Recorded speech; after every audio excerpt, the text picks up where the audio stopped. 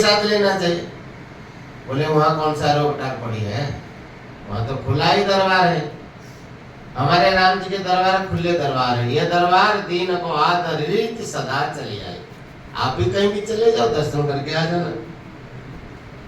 बोले अच्छा, तो हम देखते आपके कैसे दर्शन होता, हम भी आज चलते।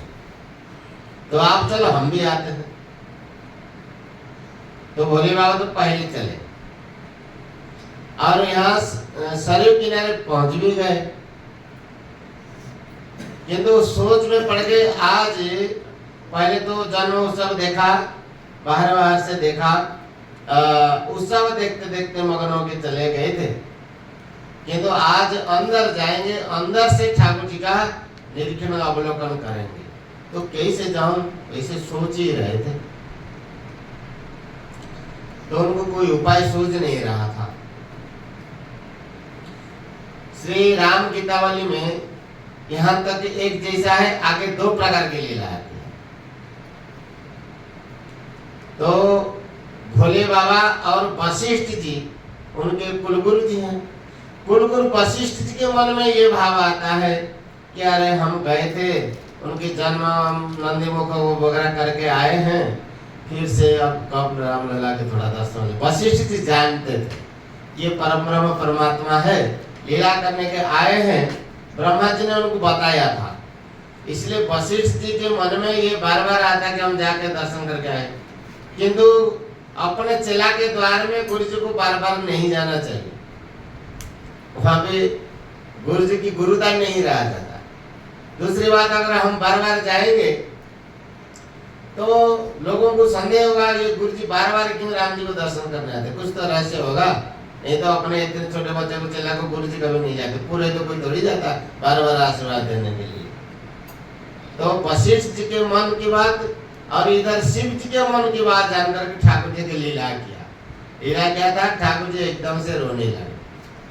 अब यही सा रोया और किस प्रकार से चुप नहीं होते। कौशल्या मैया दौड़ी आई, काकुसुम जी भी देखते, उनके रोने की लीला देख भी बड़े आनंदित हो रहे। ठाकुर जी कोई भी लीला करते हैं उनकी सब आनंदमय होता है। तो काकुसुम जी भगवान के मन की बात जानते हैं। आप जानते हैं गोस्वामी जी भी, तुलसीदास जी महाराज जी राम जी के मन की बात जानते हैं, राम क्या करना चाहते हैं जानते हैं। क्यों कैसे जानते, न सोए जा नहीं जही देहु जना। बहुरी राम अस मन अनुमान भय भीड़ लोग मोहि जाना। लोग मुझे से जान लिया है और भीड़ हो रहा है, आगे हो सकता है, इसे अनुमान किया। तो राम जी के अनुमान के बाद को गोस्वामी जी भी जान लिया। तो काकुसुम जी भी जान लिया। तो उन्हें सोचे यहाँ हमको कोई लीला नहीं करनी है, हम इस लीला का आनंद लेना है। इसलिए उन्होंने कोई केवल दर्शन करके आनंद ले रहे हैं। काकुसुम जी इधर ठाकुर जी रोया, कौशल्या माता ने आकर के गोद में लिया, दूध पिलाए पर पिए ही नहीं, हिलाया डुलाया तो भी चुप नहीं हुए। बहुत प्रकार से उपाय किया, नहीं हुए। तब वो सोचे क्या हो गया। तो गोस्वामी जी श्री राम गीतावली में एक पद में लिखे हैं कि कौशल्या माता सोचती है, अपने सखी से बोलती है कि अरे सखी, मेरे को ऐसे लग रहा है कोई हमारे अयोध्या में जो नारियां हैं वो आती है रामलला के दर्शन के लिए, तो शायद किसी ने नजर लगा के चली गई, इसलिए मेरे लल्ला रो रहा है। अब नजर कैसे उतारे, तो इसके लिए तो गुरु जी को बुलाना पड़ेगा। अब जाओ दूध को भेजो। तो दासी ने दूध भेजा, गुरु जी को फिर बुलाया। अब देखो गुरु जी के मन में था कि मैं रामलला के दर्शन करूं, इसलिए राम जी रोए। अब वो आए, वशिष्ठ जी को बुलाया। वशिष्ठ जी महाराज जी अपने रामलला को गोद में लिया और नृसिंह मंत्र से झाड़फूंक किया। झाड़फूंक करते आजकल भी करते हैं, हमारे आश्रम में बहुत लोग आते हैं। यहाँ आते क्या नहीं आते, यहाँ नहीं करते ना, इसलिए नहीं आते। और कई आश्रम में जाते होंगे छोटे छोटे बच्चों को लेकर के। हमारे तो जवान भी आते हैं, कोई शाम के समय जाते हैं, अंधेरा थोड़े थोड़े में, और कोई चमक जाते हैं, चमक जाता है, कोई सा आवाज हुए तो चमक जाते हैं। तो अंदर से बैठ जाता है डर भय से। और कई लोगों को तो बुखार चढ़ जाता है, हमारे पास भी आते हैं। हम झाड़ फूंक करते हैं, मोर का मूर्छल लेते हैं और हनुमान जी के मंत्र से झाड़ा लगा देते हैं तो एकदम से ठीक हो जाते हैं। पुराने जमाने में कि आज भी ये मंत्र का प्रभाव होता है, शिव जी की कृपा है, सावर मंत्र रच के छोड़े। तो नृसिंह मंत्र से अब वशिष्ठ जी ने झाड़ फूंक किया और ये तो लीला था ठाकुर जी का, गुरु जी के मन को बात जान करके उनको प्रसन्न करने के लिए। और वशिष्ठ जी महाराज आए, रामलला को गोद में लिया, दर्शन किया, अपने हाथों से दुलार करके जब मंत्र की फूंक लगाई तो ठाकुर जी हंसने लगे, मुस्कुराने लगे। तो वशिष्ठ जी की पूजा किया, कौशल्या माता ने स्वागत करके उनको पूजा अर्चना करके विदा किया। दूसरी लीला आती है कि अब भोले बाबा भी वहां बैठे हैं, कहाँ? सरयू किनारे। सोचे हम जाए तो रामलला के दर्शन कैसे करें। तो इसे सोचते सोचते उनको याद आया हमारा तो नाती चला यही है, तो बुलाए इसको। आवाज लगाया, भूषण जी तुरंत पहुंच गए। कहा भूषण जी, बोले कहो चला, अरे तुम तो मौज लेते ही रहते हो, दर्शन करते रहते, हमारे को भी कराओ दो, कोई उपाय बता अंदर चले। बोले कि प्रभु आज ऐसा रूप बनाओ कि आसानी से जाया जाए। बोले कैसा रूप बनाए थे बताओ। बोले आज तो ज्योतिष का रूप बनाओ, जोशी होता है हस्तरेखा वो देख के बताते हैं।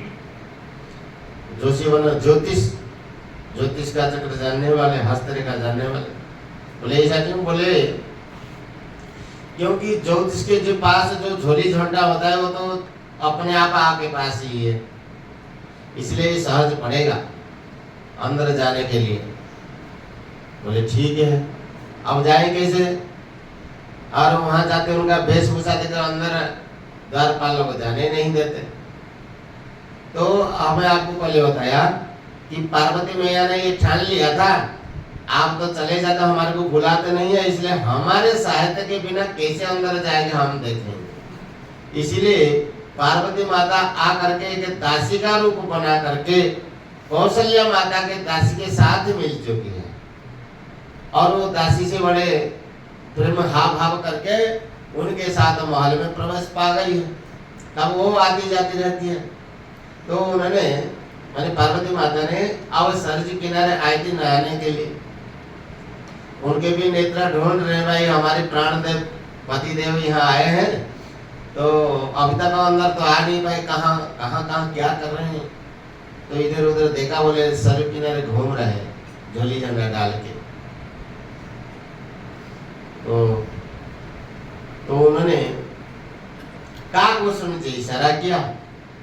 तो काकभूषण जी ने शिव जी से बोले कि गुरुजी अब यहीं अपने चमत्कार दिखाना शुरू करो। बोले कैसे? देखो इतने सारे लोग आ रहे हैं, तो जिसको आप देखेंगे उनके तो भविष्य तो आपके सामने है ही, बताना शुरू करो, देखो देखो तब उसका चमत्कार होगा। बोले ठीक है, यही करते हैं। कभी कभी चले के बाद मानना चाहिए, अपने बुद्धि काम न करता हो। तो उसी समय वो माताएं जो स्नान करके आ रहे थे, उसमें कौशल्या माता की खास जो दासी थी, उसके साथ पार्वती माता भी थी दासी के रूप में। रूप बदले के था, इसलिए उनको कोई पहचान नहीं थी। तो उन्हीं को दिखा दिखा करके एक चमत्कार दिखाया। बच्चों को बुलाए, कोई आदमी बुलाया, उनका नाम बोले, तुम्हारे भाग्य ऐसे, तुम्हारे घर में ऐसे सारे चमत्कार होते हैं। तो इकट्ठे हो गए लोग सर। अब ऐसे बातों में लुगाइयां ज्यादा इकट्ठी होती है। अब वही जो दासी थी उन्हीं को ही इशारा किया काकभूषण जी ने गुरु जी को। तो उन्होंने कहा माता जी इधर आओ, तुम्हारे अब हाल चाल हम बताते हैं, तुम्हारे घर परिवार की सारी बताते हैं, तुम्हारे आगे पीछे सारी बताते हैं। और शिव जी सारी बताते, बोले आश्चर्य हो। तो उनके मन में ये आया कि यही से तो तांत्रिक ज्योतिष को हमारे वहाँ मोहल्ले में होना चाहिए। हमारे कौशल्या माता के पास ले जाते हैं तो अपने लाला की भी भविष्य होता है। तो वही से सोच के दासी कौशल्या माता के पास गई कौशल्या माता से आज्ञा ले लिया। आज्ञा ले लिया तो बोले कि ठीक बुला रहा हो, तो उन्होंने द्वार पे बुला लिया। अब वहां से आदेश आया कि भाई ये दो है गुरु चेला, दो बन के आए हैं। काकभूषण जी छोटे से बालक बने हैं और वे तो बहुत बूढ़े, 100 साल से बहुत पुराने बूढ़े बने हैं। अवध आज आगामी एक आयो, आगामी यानी आने वाले भविष्य को बताने वाले जो है उसको आगामी बोलते हैं, ज्योतिष। शंकर नाम धरायो, ये बहुत सुंदर पद गोस्वामी जी ने लिखा है श्री राम गीतावली में। अब दासी बोले देखो भाई बाबा आप में से कौन बताता है? बोले ये बूढ़े बाबा हम ही बताते। बोले हम ही सब जानते हैं। बोले फिर चलो। उनके पीछे पीछे भूषण जी गए। बोले यार तुम नहीं जा सकते, तुम रुको। तो काकभूषण के बेचारे मन में चिंता में पड़ गए, अरे ये तो चले जाएंगे, हम ही दर्शन नहीं कर पाएंगे। तो पीछे से इशारा किया गुरु जी हमारे को साथ करो। तो बोले देखो देखो दासी सुनो, ये जो चेला है हमारे पोता नाती चेला है, ये सारी बताएगा और देखेगा हम बताएंगे।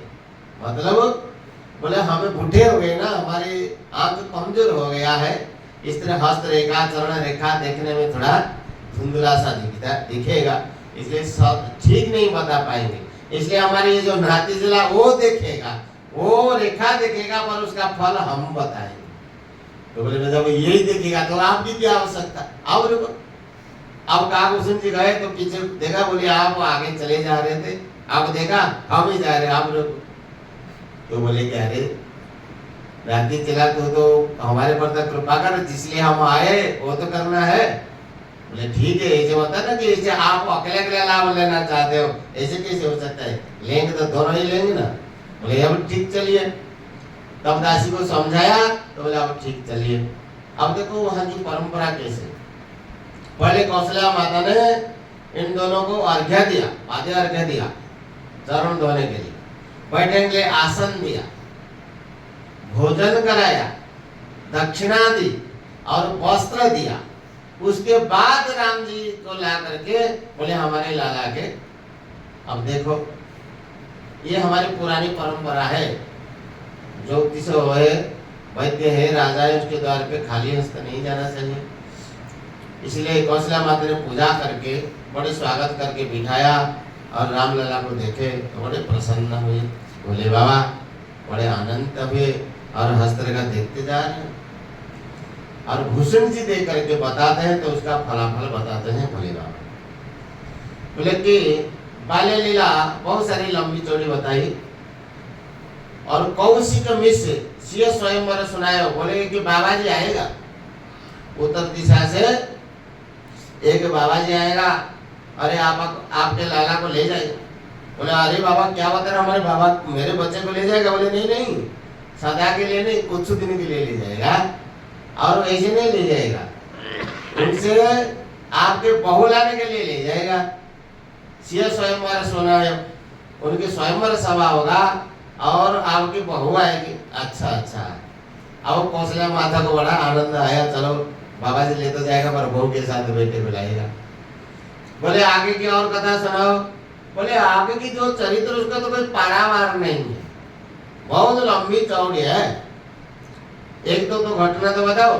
बोले कि क्या कहे माता, जो हस्तरेखा है ना अभी छोटे छोटे हैं, छोटे लाला के छोटे छोटे हाथ है, रेखा भी तो छोटे छोटे हो गए ना, इसलिए पूरा पूरा उसका फल है नहीं दिख रहा, और थोड़ा बड़े बड़े हो जाए।